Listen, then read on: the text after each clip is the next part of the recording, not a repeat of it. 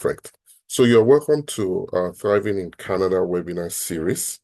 The basic idea about this series is to be able to provide valuable information that would empower you to thrive here in Canada.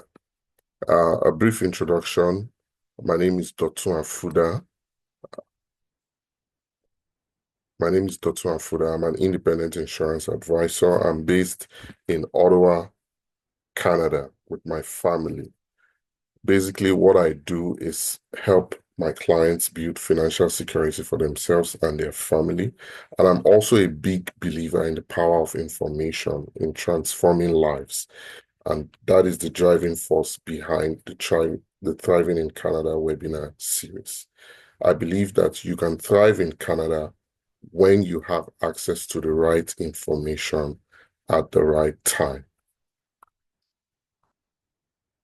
So this is the third edition of our Thriving in Canada series, and this one we have tagged it Home Ownership and Investment Growth for Newcomers. So the presentations would be talking about home ownership and how you can use home ownership and also grow your investment as a newcomer in Canada. So it gives a very good understanding of home ownership. So our guest speaker today is Titi Shoremi. Titi Shoremi is a real estate expert. She is based in Ottawa, Canada also, but she helps clients across Ontario too when it comes to buying their house, investing in real estate and all others. So Titi will be doing the first presentation, and then once her presentation is done, I will also go into my presentation proper. So I'm certain you will find value in all the discussions we'll be having here today. So welcome everybody. My name is Titi Layo, but Titi for short. And the goal here today is basically we just want to simplify the process of buying, help people understand what it is to be homeowners and how we can achieve wealth and stability through investment and home ownership. Because like a lot of people, you and I, having a fresh start or moving from across continents is a lot of work and pressure. And I know for me, for example, when I first started, when I first got here, the goal was to like get established as much as possible and understand the system, how I can gradually build wealth over time and see how I can also help other people around me, especially people in the community, get better and understand or basically hack housing in Canada. Um, why home ownership is a smart move. Home ownership, the first thing that I will say about home ownership is that it fast tracks getting stable in a country. In other words, it helps establish someone financially because there are a lot of things that goes into it because you have to also prepare yourself for getting a home. It helps get security and stability because you have to make sure that there's a job, you have to make sure that there's income, you have to make sure that you are properly investing on the money while you are waiting. Also, another thing is that it helps us puts roots down somewhere. In other words, you get to establish yourself, you get to have a sense of belonging in a community, in an environment, and you are practically invested in that place such that you know that you are contributing to something, you're contributing to the goal and growth of a particular environment. And it's also something to be like a pride of ownership is something to be proud of. Another thing is over time, I like to say that it's over time. It's not immediate. It's not in the first year. You get to gradually build equity and then you can secure your future. And how that is done is you buy a property or you invest in something, and after 2, 3 years, gradually the value appreciates. And then you know that at least in another 10, 20, 30 years, depending on how you decide to go about your own home ownership process, you know that there's something secure for the future that you can fall back on because about 30 to 40% of the general income that everybody has goes to housing and accommodation. So if that is out of the way in another 5, 10, 20 years, you know that you don't have to bother about that. All your income or your retirement or whatever can go into something else. And then it's a long-term growth process. It's not a 6 month thing unless you're investing, unless you're buying and flipping. That's another way to look at it, and you get some tax benefits, right? Um, some smart moves that people do are you buy in a high growth area. In other words, you look at different environments that has the potential to grow based on certain things. So if you're looking in an environment, you look at what is the public transportation like in that area? What is the schooling system like in that area? How is there any easy grocery place around that can accommodate for the population of that area?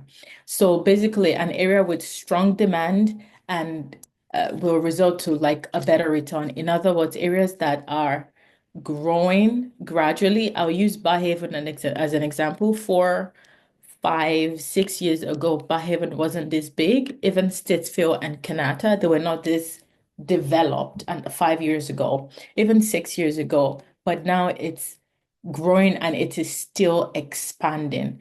Orleans is also another place. Different pockets of the city, 5, 6, 7, 10 years ago, were not growing at this exponential rate. However, over time, and understanding that population is also growing, it has helped those areas develop. Even Kempville right now. Another smart move that I'll talk about is maximizing incentives. There are various ways in order for an individual or for a family or for a group of friends to hack home ownership and to prepare themselves accordingly. So if you understand there's a first-time home buyers or first-time home savings accounts that you can use gradually over time to prepare yourself. You can put up to 8,000 in the account, invest it in, it depends on your risk tolerance level, GICs, mutual funds, and have your money working for you. And you can also use the RRSP account whereby you just put money there and then you have the ability to take out funds from that account without paying taxes, and you still have to pay it back, but you have a long period of time to pay it back because it is used for a home. And then another thing, another smart move that you can make is leveraging for future investments. Basically, you can use one property as a starting point. And I usually like to say the first property is never really the goal or the final goal. The first one is just to get your feet in the door.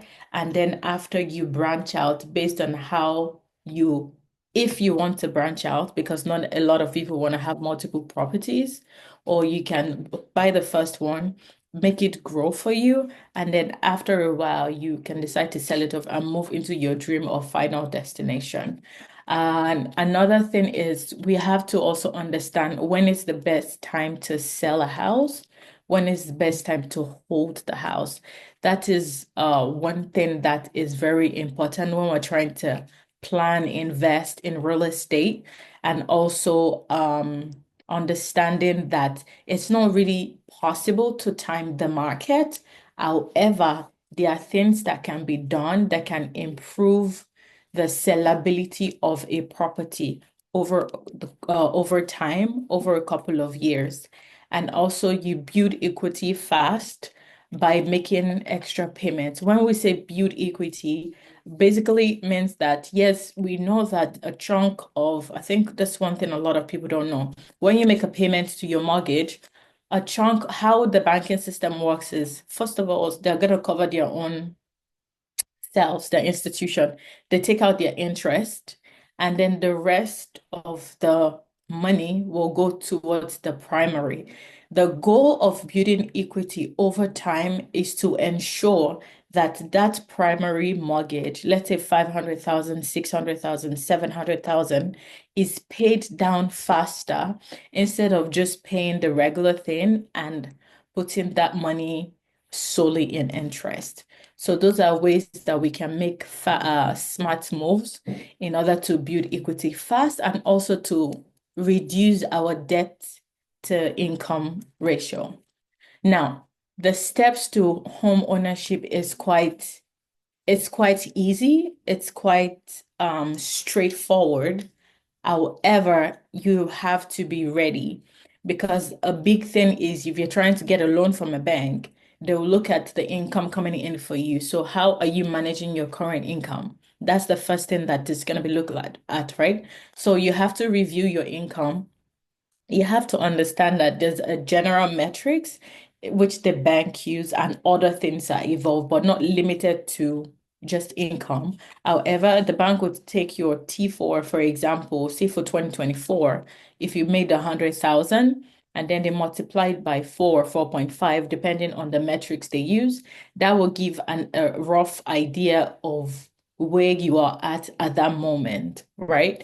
And then your credit is also very, very important. I hear a lot of people mismanage that, and a lot of people do not know better about credit. Credit is not just getting a credit card from the bank and just spending and paying off the minimum payment. Building credit says a lot about how you handle finances. That is how the bank will see it. That is how they will understand it. That is how it's basically like a trust system, right? So we're trusting you with $2,000 on a monthly basis. How do you undo that? Are you overusing it? Are you underusing it? Are you paying it off in time? Are you paying the total? You're paying just the bare minimum such that interest is being accrued? Are you making sure that you monitor it gradually? Home ownership and having credit is tied together. However, we do understand that cash is king. So if you have total cash, then you don't have to worry about credit because you just buy a house cash outright and you don't have to worry about credit. But for other people that have to gradually build over time and that wants to go to a bank or a B lender or whatever, credit will be looked at. And then another important thing is job stability. The bank usually advises, or they usually say that it's good to have a job for at least a period of time to understand what is coming in, what is going out.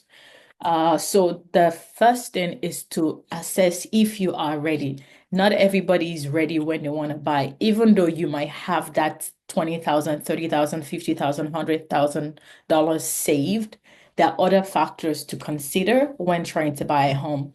Understanding the cost factor when it comes to buying a home is very important.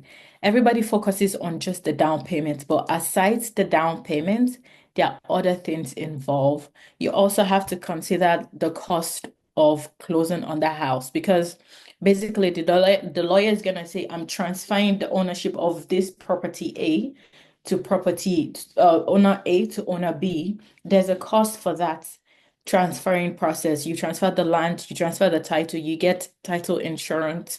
The cost of closing the house can be up to 2% of the value of the house. However, if it's the first property, there is like a credit that you will get from the government to cover part of it, but you might not get it upfront. So it's better to prepare accordingly for that.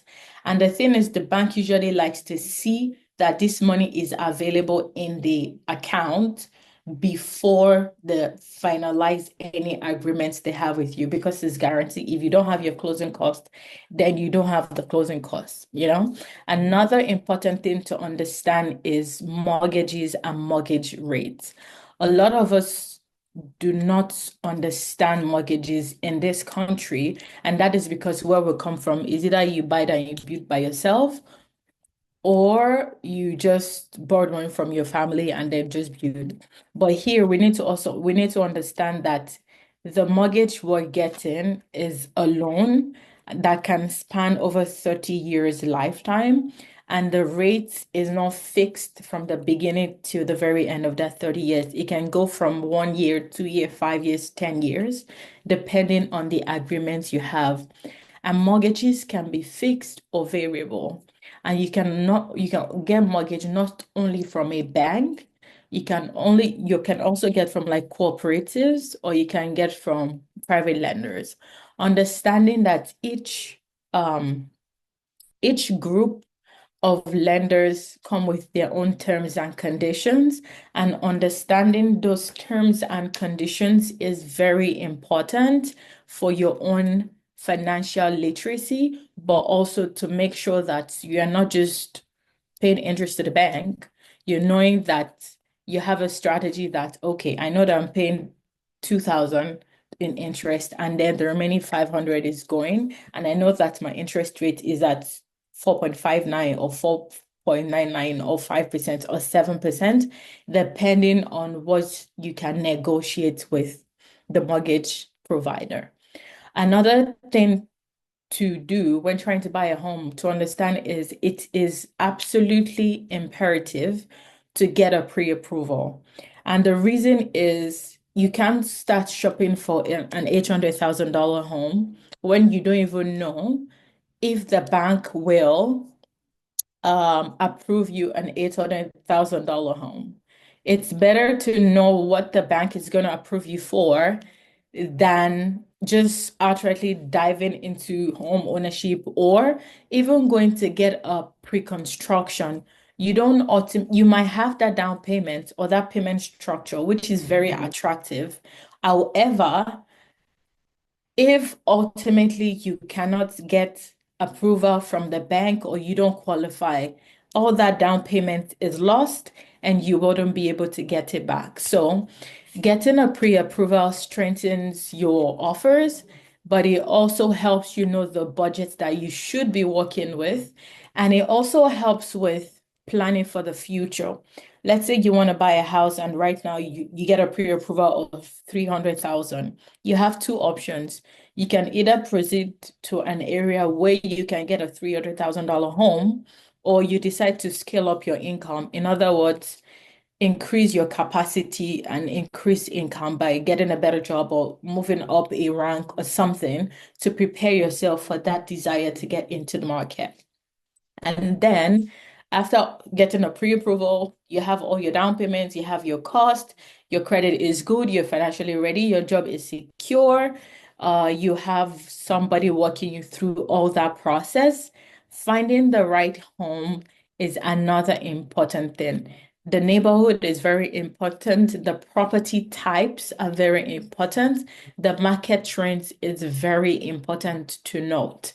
So when I say property types, there are different types of property. You can get a condo townhouse, you can get an apartment townhouse, you can get a townhouse that does not have a condo fee, or you can get a single family home that has a private street. So you're paying like a community or private fee, or you can get a house that doesn't have any of those things. Every of those types of houses come at um a cost, and understanding the growth potential is very important. So after all this is done, you've decided that you have the money, everything is ready, you're ready to put an offer or you're ready to dive into that pre-construction, then you're good to go because you've covered your basics. You've made sure that your credit is good, you've made sure that you have the income, you've made sure that you're financially ready and capable, because owning a home is one thing. There are various costs that come with it. You pay for utility, you pay property taxes, you pay home insurance bill, you have to eat, you have to go. All those things needs to be factored in when making a smart move. But the truth is we're not always 100% prepared because anything can happen at any time. However, when we have the basics covered, we know that at least we know what we're getting into, and we're making allocations of for things that might not necessarily um, be planned for. So, as I said, as a newcomer, or if you're new in Canada, new means you're 3 months, 2 months, 10 days, 2 years, 3 years, 5 years. 5 years is still new because a baby that is 5 years old is like still a child. The key things to know is we need to understand the mortgage rate and affordability. And then we need to understand how earnings can affect your mortgage approval. That is very important. There are a lot of options out there for anybody. Things like you can get an approval from someone and you might not get qualified. So understanding that income plays a vital role, credit plays a vital role, the location, the lifestyle, the community, the schools, the neighborhood and facilities or future developments in those areas play a vital role. Credit important. And then I know that we always say renting versus buying. When does it make sense to buy? When does it make sense to still rent? It makes sense to rent if you don't have the capacity of paying mortgage. But I like to put it this way, if you're paying, let's say 2,800 or 3,000 in mortgages, sorry, in rent, you probably can afford to buy a house and pay for it. If your income is good, if your credit is good, and if all those other factors are considered, because a mortgage payment is not just the 2008 or 3,000 or 4,000 that you're paying. There are other bills and you pay property tax. That is another 400 to 500 depending on the area and what is offered. So renting is okay for a period of time. Let's say renting can be good if you plan for it. Say, you know that I'm going to be renting this property for the next 2 years, then I can plan accordingly. In other words, for the next 2 years, I'm saving my money. I am making sure that I am familiar with the area that I want. My job is secure and I can increase my income. Then that's okay to plan that for the next 2 years. This is what I'm going to focus on.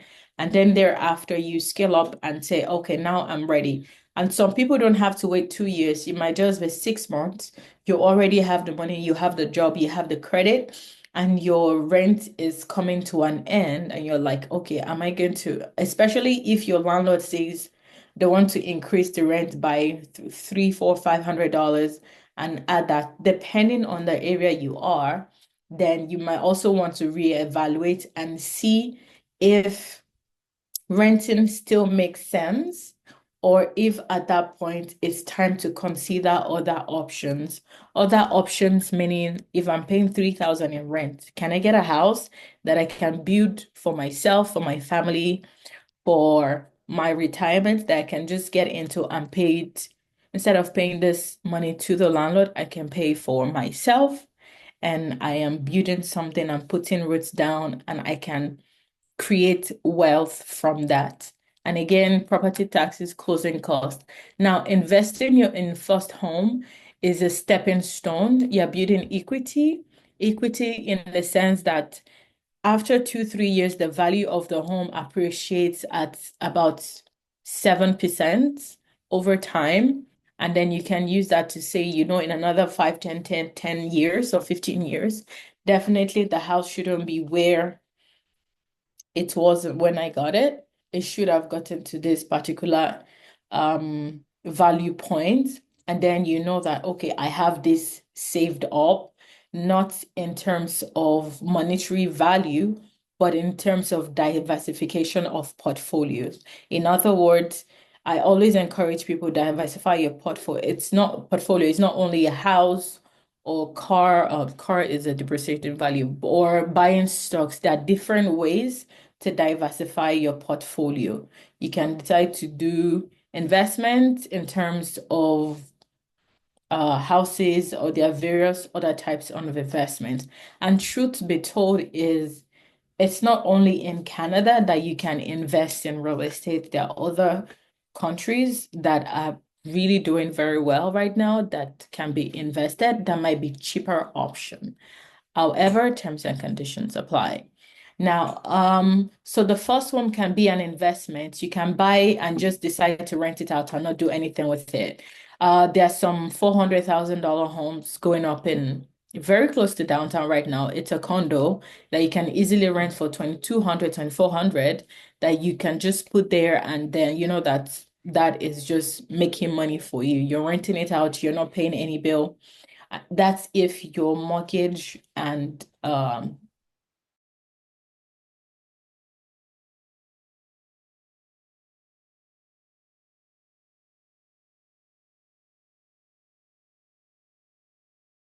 working for you and your money is it is being invested and you're getting something out of it. You can also generate income to help yourself by renting out your like part of the house. Some people I know that what they do is that they rent out the basement and they stay up top, or some people do like a home hacking.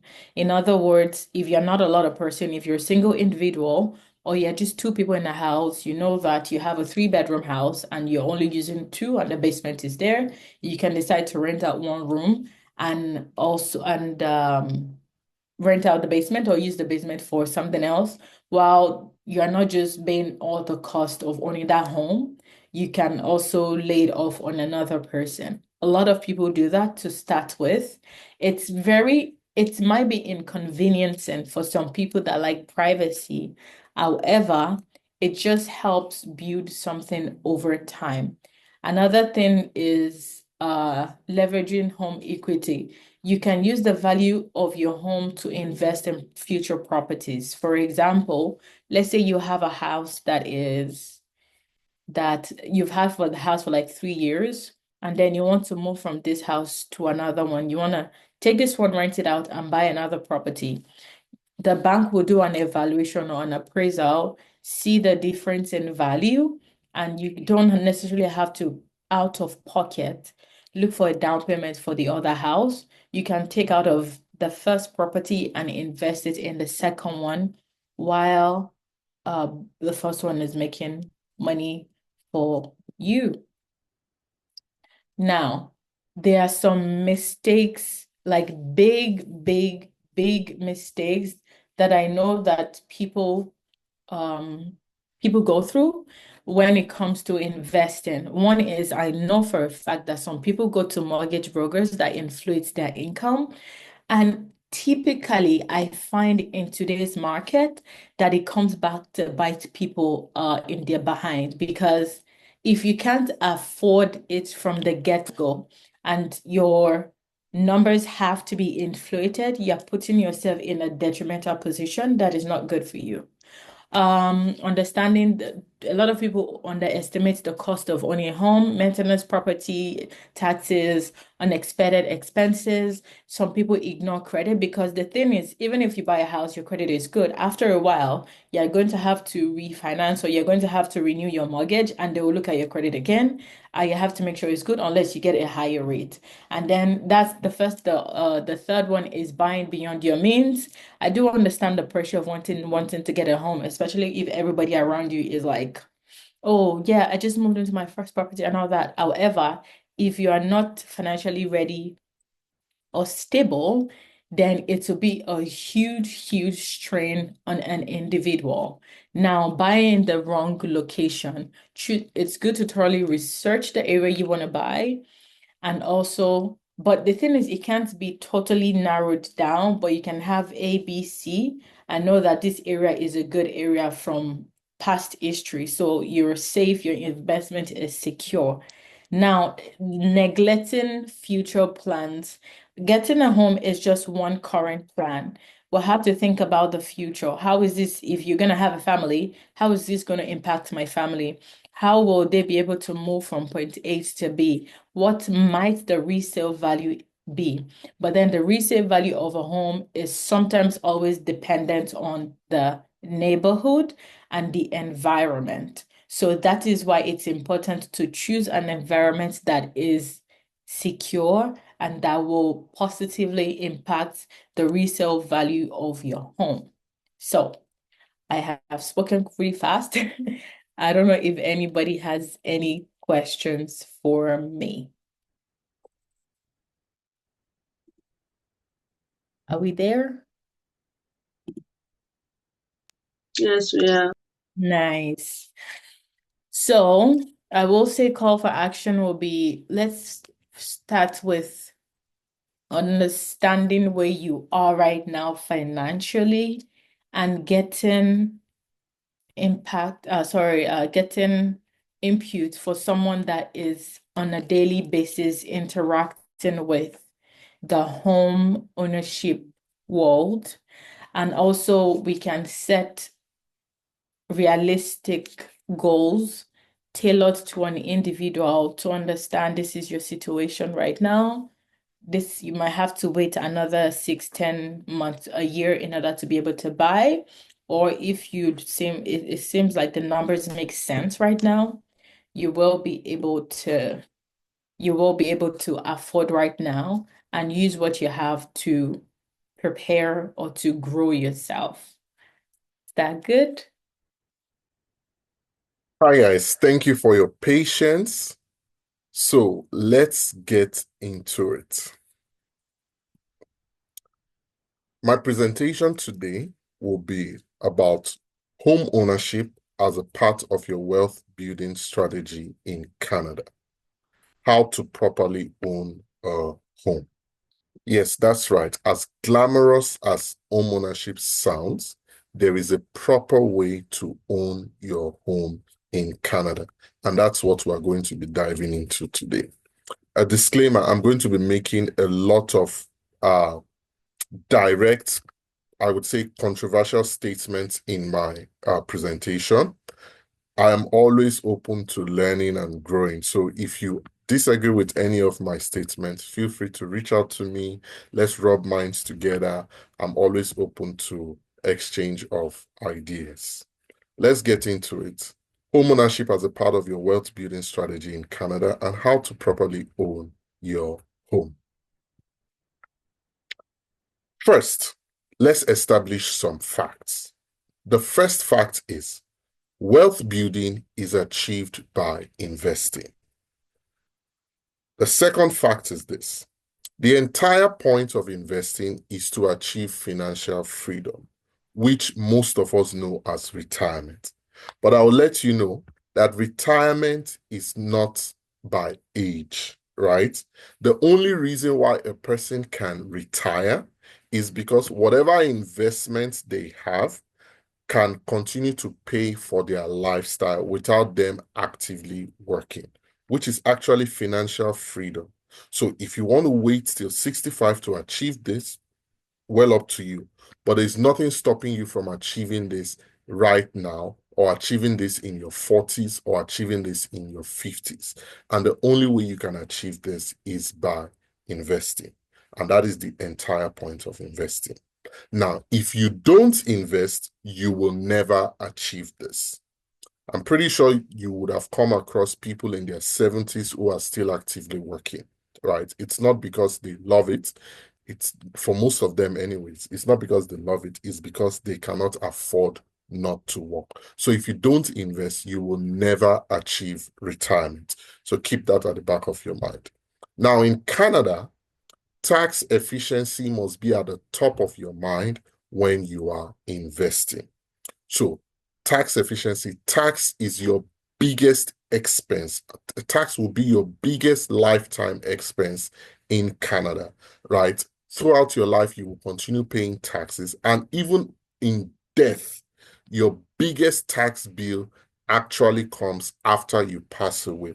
Not many people know this, but according to the Income Tax Act of Canada, when a person passes away, in the eyes of the government, it is as if they have sold off all their investments, they have sold off all their properties, they have liquidated everything, and they earned all that income in that tax year. So if all their properties and all their investment, for example, is worth $5 million, in the eyes of the government, it is as if you earned $5 million that year, and you have to pay your final tax on that $5 million.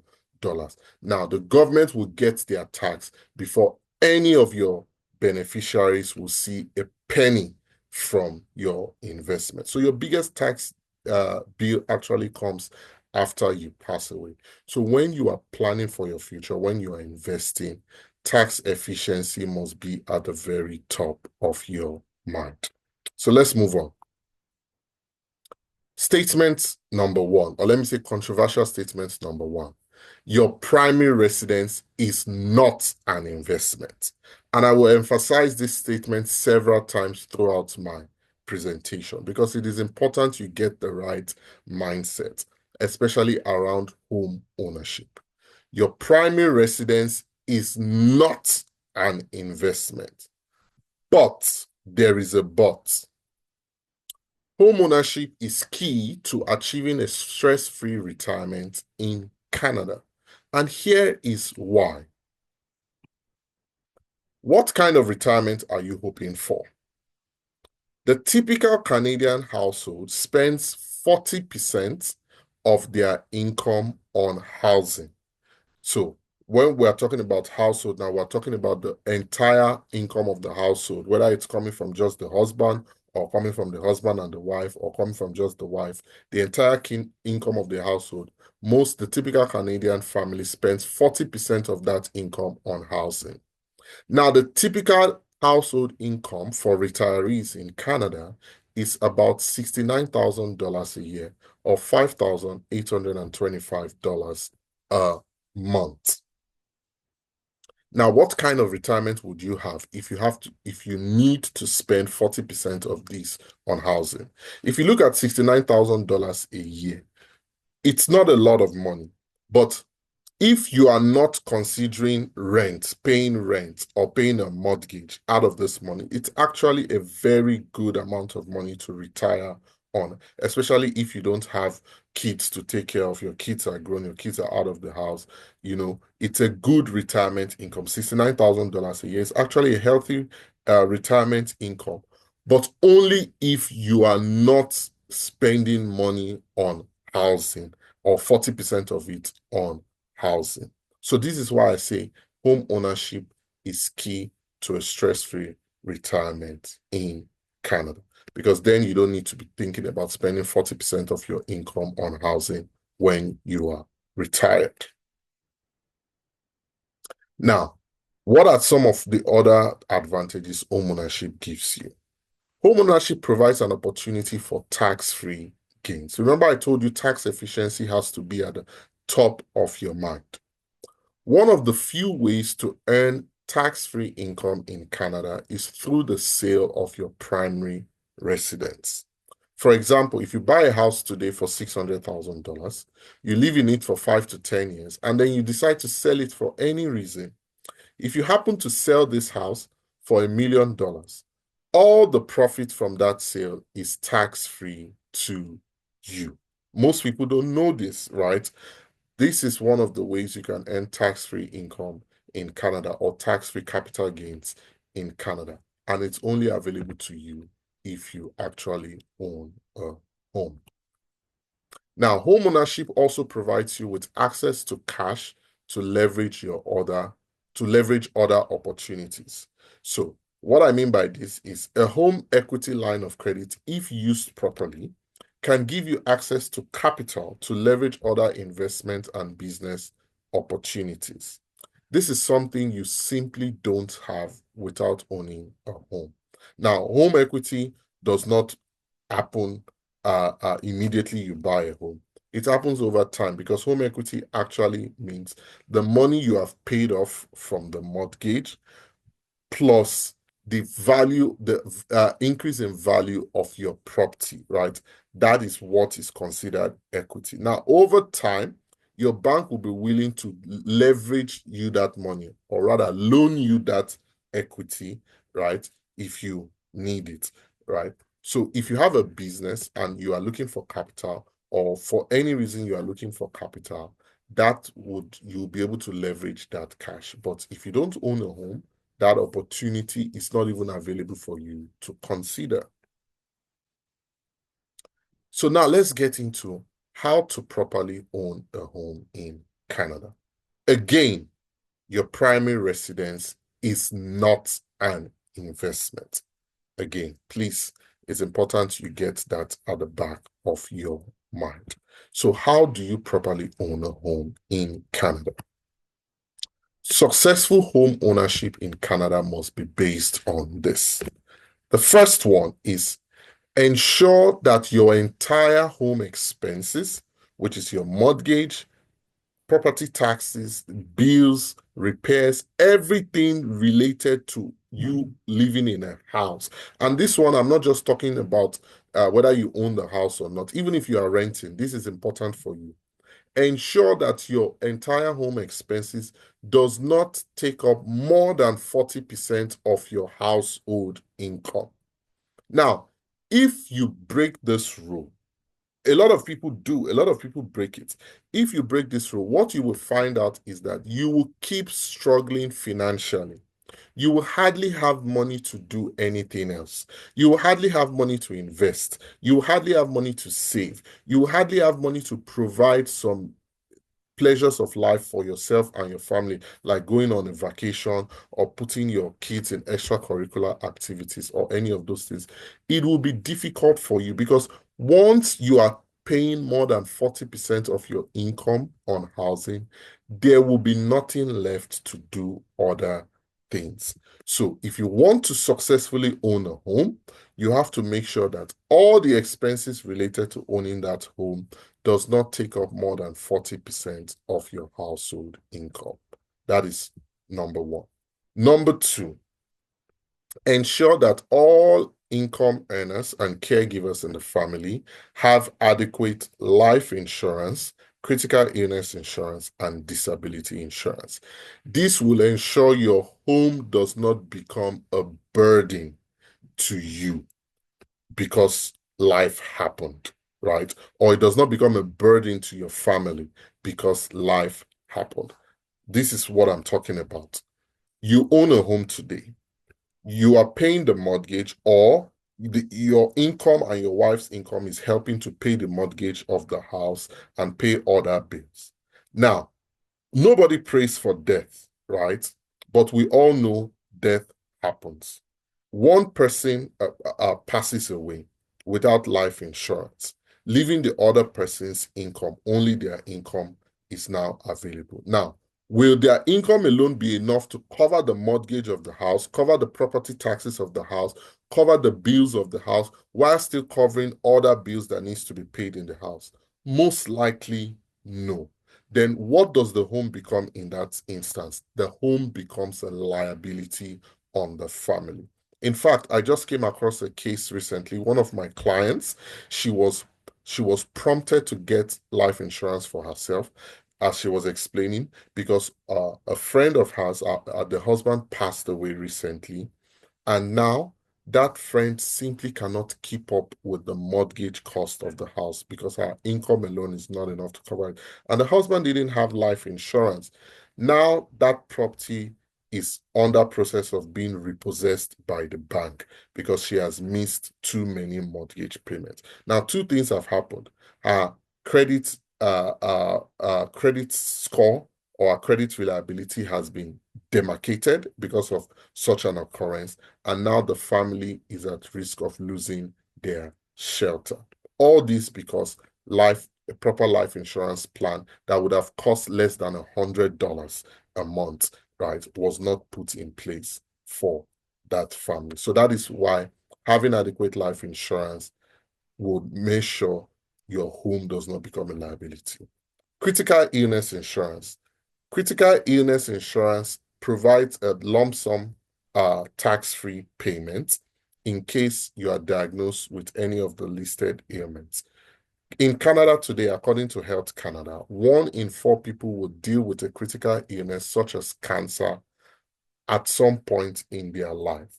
Now, the survival rate of critical illnesses in Canada is very high because, you have access to the medical facilities to help increase the survival rate.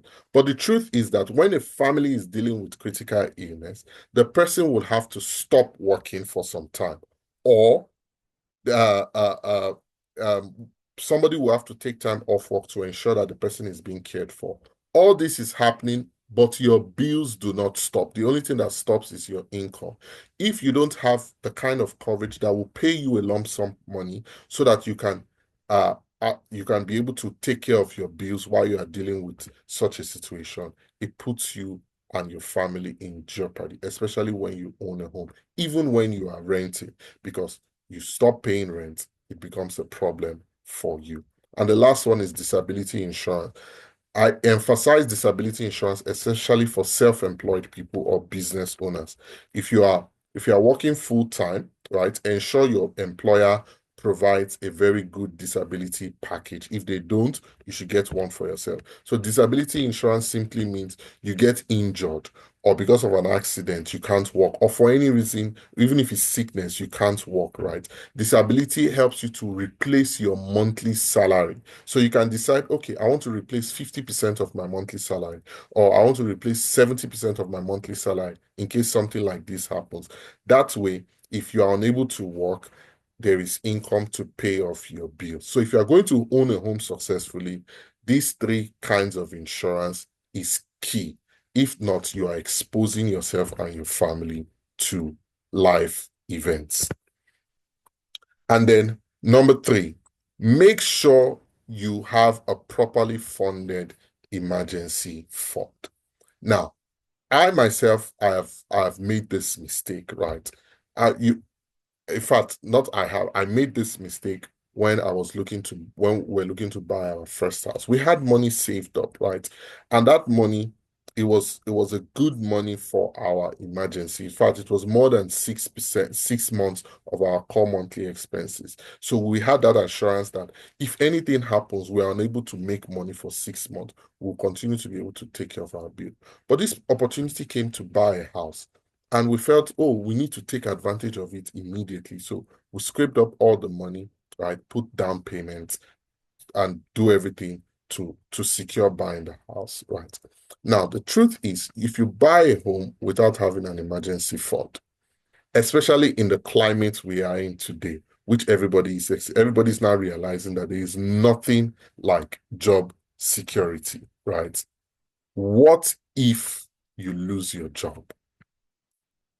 What is there for you to fall back on? What if there's a layoff, right? What if there's a layoff at your place of work? What is there for you to fall back on? Let's take outside layoff. What if there's an emergency, right, that you need to pay cash for? Oh, we are all immigrants here, most of us anyways.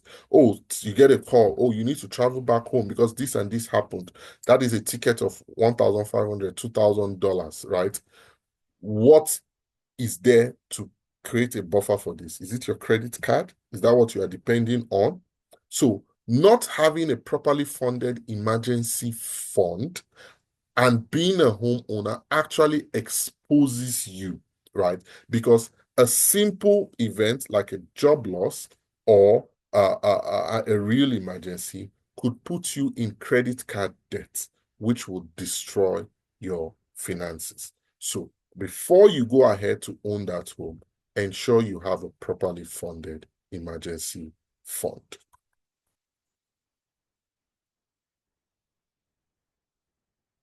Number four, ensure you are steadily investing at least 10% of your household income towards your retirement. Remember, again, your home is not an investment. Because you hear people say, oh, retirement investing. Oh, I don't need that. Maybe I have a house. I have a house that I'm paying off. That is my retirement plan. That is my retirement investing. It is wrong. It is a very terrible mindset, right? So please don't have that kind of mindset. Ensure you are steadily investing at least 10% of your income towards your retirement. If owning a home will mean that you will not be able to invest consistently towards your retirement, please do not own a home. If you are renting now and the property you are renting, you are unable to invest at least 10% of your income towards your retirement, please go and look for a cheaper place to rent. Because in the end, it is not fun to keep working into your 70s, into your 80s, simply because you have to keep paying your bills. And you don't want to be a burden on your children, because you don't want them to have to forfeit their own retirement because they are funding your own retirement. So, in order to successfully own a home, ensure you can still invest at least 10% of your household income towards your retirement. And number 5, use a first home savings account to save for your down payment. If you are saving for your down payment in any other account, you are losing money. Not many people know about the first home savings account because it came out recently, more precisely, late 2023. I think November 2023 was when the first home savings account was launched. And the first home savings account combines the tax benefits of the RRSP, the Registered Retirement Savings Plan, and the TFSA, the tax-free savings account. It combines both tax advantages into one. And the idea is every money you deposit into the first home savings account is tax deductible. So you can claim back taxes from it. And your investment growth, or your interest that you earn in your investment in that account, you can withdraw it tax-free to pay for your first home, right? So if you are not using the first home savings account, you are losing money, because if, for example, you deposit, the maximum you can deposit in a first home savings account is $8,000. Let's assume you are in a 35% marginal tax rate, right? And you deposit $8,000 into the first home savings account, and you don't do anything. What you gain is that 35% of $8,000, CRA will pay it back to you as your tax refund when you file your taxes. So without doing anything, you would have earned, my maths is off right now, but I believe you would have earned about $2,000 immediately without doing anything, just by depositing $8,000 into your first home savings account. So if you want to open a first home savings account, please feel free to reach out to me. I'll be happy to open a first home savings account for you that meets your home needs. Now, let's quickly touch on tax advantage investing in Canada. Remember, I told you, taxes will be your biggest expense as long as you are living in Canada, anywhere in the West, right? Most of us come from developing countries where our taxes have not gotten, are not so, our taxes have not gotten to where uh, I shouldn't say it should be, or rather, our taxes are not where the Western world is. But as long as you live in the West, as long as you want to enjoy the comforts and the opportunities that are available in the West, taxes will be your biggest expense, right? So it is your duty to find legal ways to reduce your tax burden as much as possible. Now, if you're living in Canada, these are some of the tax advantage investing you can do. Number 1, the Registered Retirement Savings Plan, the RRSP. It is tax deferred, meaning you don't need to pay taxes on your investment growth now, but you will pay taxes on your investment growth in the future when you are retired and you start making withdrawals. Number 2, the tax-free savings account. The tax-free savings account, in my opinion, is the best retirement investment account you have here in Canada, because your growth, your the gains you get, or the interest you get from your investment in this account, it's absolutely tax-free. The profits from the sale of a primary residence, also, I've touched on that before, that is also tax-free. Capital gains of up to $1,016,836 from the sale of a qualified Canadian business. So for those of you who don't know, this is called the lifetime capital gains exemption. So if you own and operate a qualified Canadian business, and you end up selling that business, the first $1,016 about of your profits from the sale of that business is not taxable, right? So you should put that at the back of your mind, especially for those of you who are looking for more reasons to start your business here in Canada. And we also have the cash value of permanent life insurance. Most people find out about this too late because by the time they find out about it, their health is not good enough to even get permanent life insurance in the first place. But the cash value of permanent life insurance offers you tax-sheltered investment portfolio and the ability to make withdrawals tax-free. So if you want to learn more about this, you can always reach out to me. I'll be happy to give you more information about this. Now, from all our discussions, I know some of questions have popped up. Some of you have you are already motivated. You would like to get started. These are some of the services I'm able to provide to you, and I'll be able to give you the best advice on. Right. So the first one, if you're looking for the best deals on life insurance, critical illness insurance, disability insurance, you can reach out to me. I'll be ready to run illustrations for you and provide you with the best deal out there. If you're looking to open your first home savings account so that you can start putting money aside towards owning your home, I'm happy to do this for you. I will be happy to open a first home savings account for you. If you're looking to get started on a RSP account, registered retirement savings plan, because you want to start investing towards your retirement, I'm also able to open that account for you. Or if you are looking to open your tax-free savings account so you can start investing for anything, whether towards retirement or buying a house or doing whatever it is you want to do, I'll be happy to do that for you. If you are also looking to look at strategies for how you can use the cash value of permanent life insurance to grow your investment tax-free, especially if you're a business owner, right? How you can use the cash value of permanent life insurance to protect your business, grow your investment tax-free, and also ensure tax-free inheritance to your loved ones when you eventually pass on. I would be happy to provide that for you. I'll be happy to sit down and run illustrations and develop a strategy that works best for your situation. I know you would have found value in our discussion so far, but if you are looking to reach out or discuss or connect so that or you have questions about anything I have mentioned, these are my contact details on the screen. You can reach me by phone call or by WhatsApp on the number showing on your screen, or you can send an email to me at dotun.afuda@mygreatway.ca.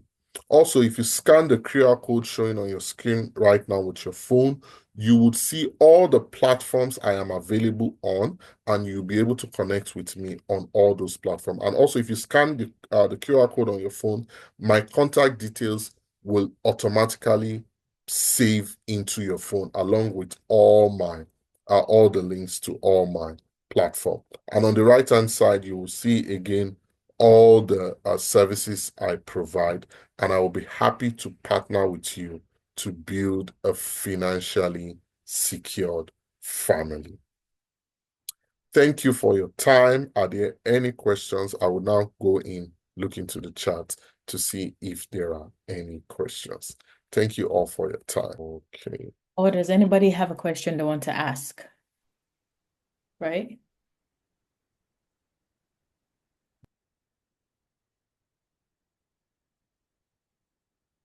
Okay, there is no question in the chat, but does anyone have a question they would like to ask or something they would like clarification on?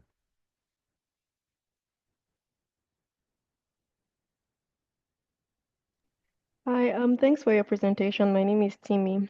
I had a question around primary residence versus rental property. I don't know if you have, knowledge around that, but Just what do the tax implications look like for rental income versus primary residence, and how do people save or reduce their tax exposure from owning multiple homes?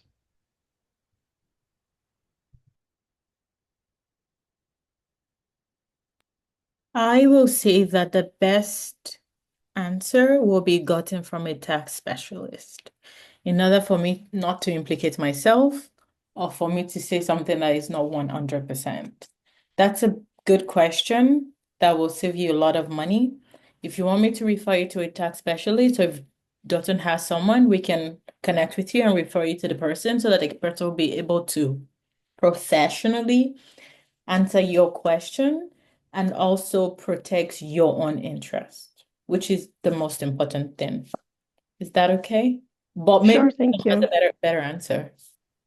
Yes, I think that answer is good, right? So when you are talking about taxes and tax implication, it's always better to get information from someone that specializes in that area. Now, that brings me to something. So I've also started a WhatsApp group out of this series, Thriving in Canada.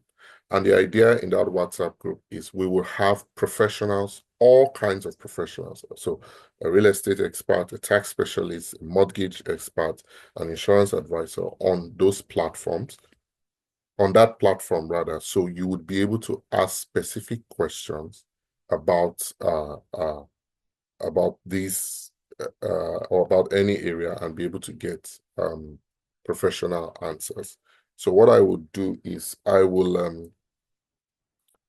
get the link for that WhatsApp group and put it in the chat.